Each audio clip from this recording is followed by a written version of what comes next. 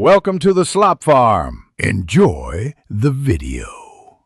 You begin by confirming prerequisites: enough storage, a stable Wi-Fi network, and power.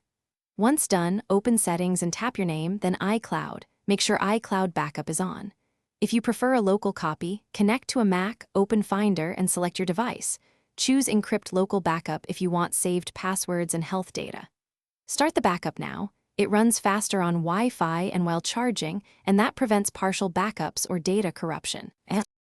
Once the backup starts, monitor its progress so you know when it completes. On iCloud, tap iCloud Backup to see the timestamp. On Mac, check the Finder progress bar. If a backup stalls, pause large media uploads and exclude unnecessary apps to reduce size. You can toggle app data in iCloud settings. For full continuity, use encrypted local backups. This saves passwords and health. Make sure you store that encryption password somewhere safe, because without it, you cannot restore. To restore, you can use the Setup Assistant during a fresh setup, or go to Settings, General, Transfer, or Reset iPhone, and choose Restore from iCloud Backup. Follow prompts. Once restored, apps and settings reappear gradually. Make sure you stay on Wi-Fi and keep charging.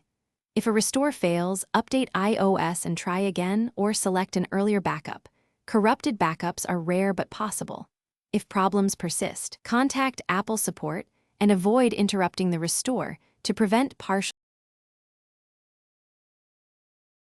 Thanks for watching. Consider subscribing if we helped you today.